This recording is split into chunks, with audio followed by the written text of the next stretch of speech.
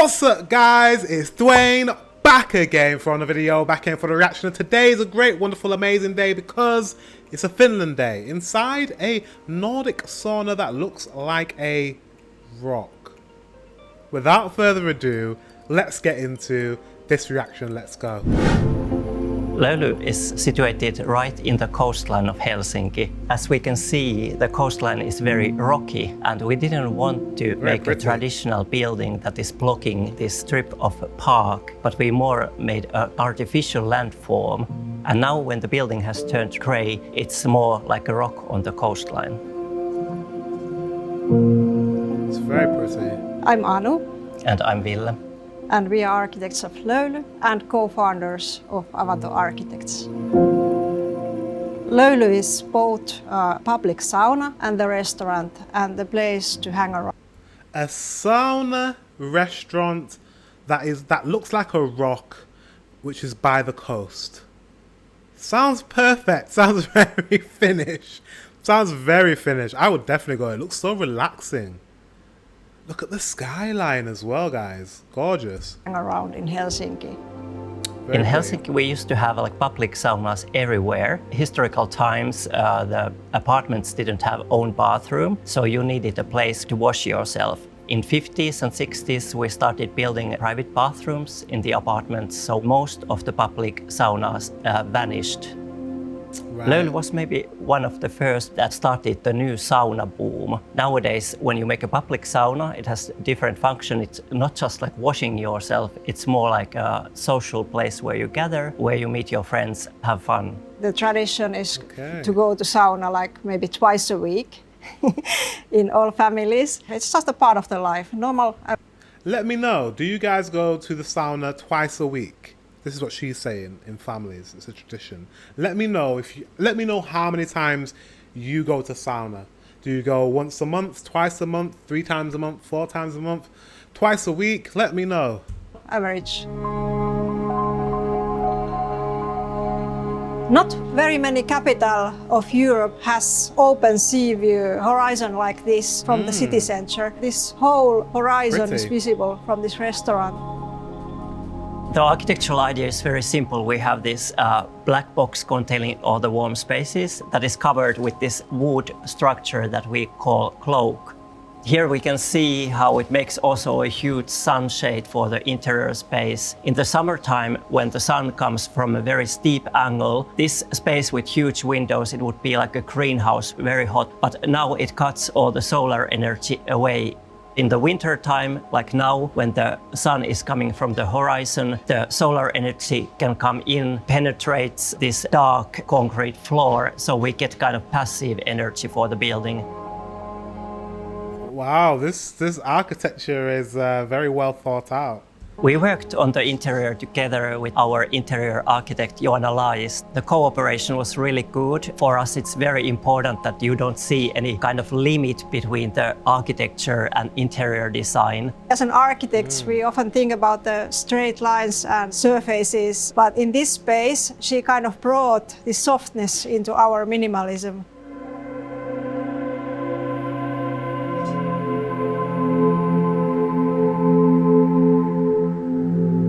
We are in the showers now, and as you can see, all the surfaces are made of concrete. I love concrete.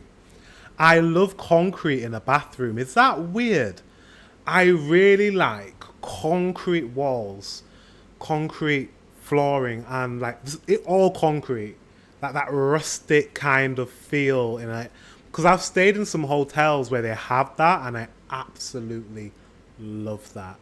It just seems elevated with like really fancy like shower gel and shampoo and nice bathrobes. I love that, and I love wood. I love that. This type of architecture is a bit of me. I love this. All traditional saunas of Helsinki, they were made out of concrete. That's why we used concrete also here, because it's a traditional material, very durable. Now we are outside of smoke sauna. Smoke sauna is the most traditional type of Finnish saunas. It means that there is actually no chimney. We had a lot of discussions with the fire department how we can make the smoke sauna safe, because smoke saunas tend to burn easily. So we decided that we make the whole sauna inside a concrete bunker. And we have tested it once. The sauna has already once burnt and it worked really well. We cut the air and the fire died out. As you can see, everything is black and there's this dirt everywhere. And during the sauna session, you can also smell the smoke. Is that good for you though? You know, I don't know if I want to be locked in a sauna and smelling smoke and getting smoke in my lungs. Smoke's not good for your lungs. I don't know how good that is. I'm not an expert, but I mean, smoke in the lungs? Now we are in the spa area. It's kind of an open space in between these closed blocks that contain saunas and dressing rooms. We wanted to create a space where we can go like all together with the friends and the family and not care about the gender. You wear a swimsuit here.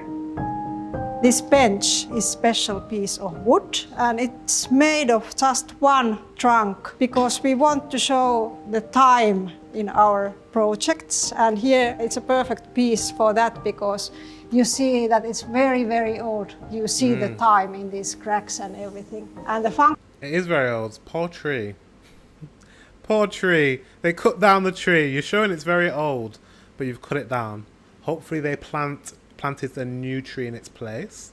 functional use of this is that when we go from sauna to the sea and do this avanto swimming, very often people have a specific type of shoes they put on.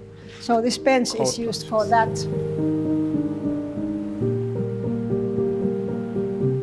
This black box, it contains the smoke sauna inside. It's an own fire compartment. If the smoke sauna would burn, or when it burns, then it burns totally safe and the fire doesn't spread to the rest of the building. I'm just a bit Special feature here about a smoke sauna. It just doesn't sound safe in the sense of not like, I mean safe for human consumption, in the sense of breathing in smoke. I don't know how that works. I don't know how that would be unsafe. Let me know in the comment section if you've ever had a smoke sauna and how you felt after, and do you think it's safe? Or is it just me not understanding what a smoke sauna is? Let me know. Here is this cold water bucket. I don't do it now. Please don't. But if you want to have a really fresh experience, it's filled with a really, really cold water. It's a bit like a labyrinth or a maze, so you kind of lose your way. That was kind of intention we had. So this sauna space is quite small in this building, and we wanted to have a variety in this space so that it reminds us from the traditional sauna path on Finnish countryside. When we have these closed rooms and then space in between, we created a similar type of path where you don't never know what's happening behind the corner. So you need to ask maybe people which way is it to smoke sauna. This is how even us Finns who are very shy, we take contact to other people. Also, it's purposeful. So they've done it on purpose. They've made it so that it's quite difficult to find everything. So it forces interaction. So that's their thought pattern is like, let's create an environment where people have to communicate with one another. People have to socialize in this environment because we put the showers next to each other. You have to shower next to each other. You have to get changed next to each other. The saunas are very small, and you may have to ask someone for directions to the smoke sauna. So it's like forcing interactions because, like she said, like he said, Finns are very shy. So I think that's really good. It's very well thought out. They've really thought about everything. Like architecture is more than just design and the way things look, but it's the way they're thinking about social interaction. There's sociology in there. Interesting. Now we are in the biggest sauna, which is a once heated sauna. This big machine here is the stove, where is 1,500 kilos of stone heated for 5 hours first. Then it stabilizes for 1 hour, and then you can use this stove for more than 10 hours after. In these saunas we used very massive pine wood, which is heat treated. It lasts for a long time in this heavy use. It's really important in the sauna design, the proportions of the space. You need certain distance from the uppermost bench to the ceiling so that you have the perfect heat. Okay. We wanted to create what we often have on our summer cottages, which is a fireplace lounge. This space is a real social space in between the sauna sessions, and one of the important features here is that we can have a drink. And that's actually really important to have a drink in between sauna because you sweat so much during the session. See, they've thought that out as well. It's true. You perspirate, you lose a lot of water, so you need to be able to drink in between sessions. I like that. It's very pretty. In this fireplace room, we have opened the cloak, so you have a direct view from inside to outside, like in the restaurant. This sauna is a private sauna. Here we have a special stove which heated all the time during the sauna session. And that makes it possible to hear burning wood. Nice thing about this sauna space is that you can see out to the sea, but from outside you don't see in. So this cloak works like Venetian blinds. It's hot. Right, let's get out of here because we're not naked. You come from the saunas and you go to the sea to take a dip.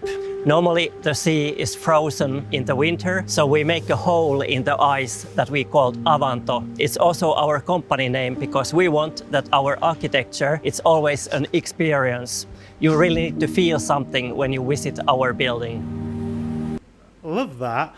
He said they make a hole in the ice. So do they make a hole in the ice constantly? Like every day? Do they like drill a hole? Because like obviously it would freeze over when it's not in use, right?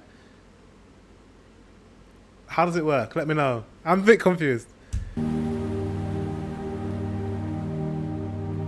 The cloak is made of a very special product. Normally when you grow forest, you need to harvest the very small scale tree trunks away to make space for the actual trees that are going to stay. Here we made this very small tree trunk. We saw them, planed them, glued them to make a very nice product that doesn't twist or bend like massive wood. Very nice. Okay, are they planting trees? I need to hear about sustainability after this because it seems like they've used a lot of wood to create the design, which is really nice because I like wood and I like rusticness, but also the environment, right? We need to plant some more trees, guys. I'm sure we did, but I'd like them to talk about it. Something about sustainability. The special thing about the terrace is it's partly on top of the water. It's really nice to sit on the terrace because you can hear even the sound of the breaking waves. Also, this several levels of terrace maintains view for everybody sitting here, indoors, outdoors.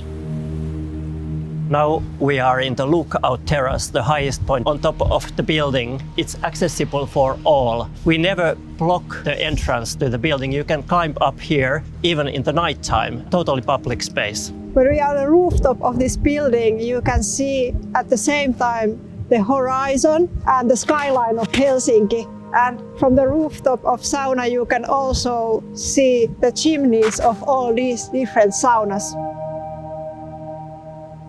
Very pretty.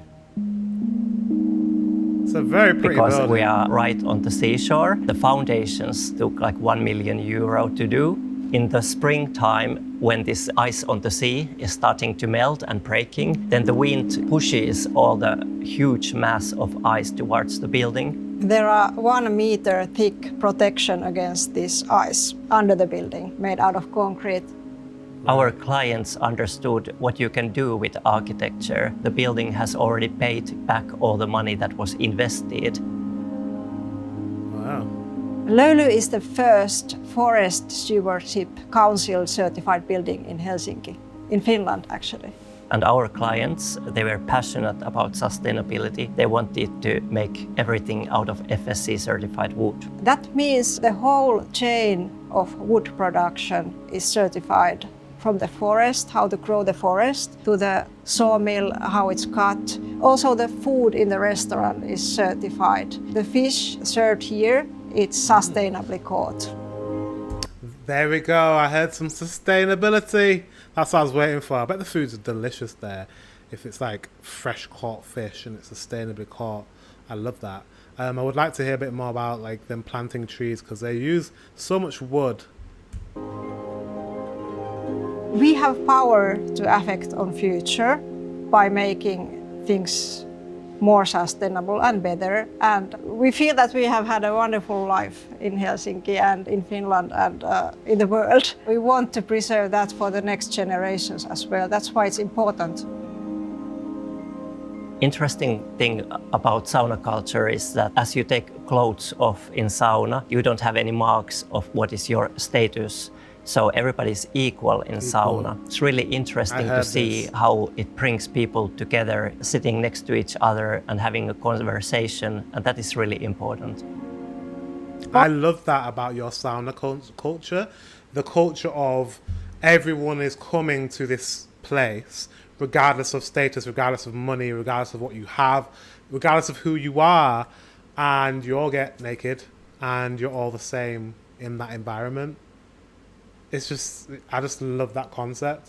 Most of the private saunas, you go there for contemplating. Here we were expecting to do a little bit like sacred space where you can be quiet and relax, but it turned out to be very, very social.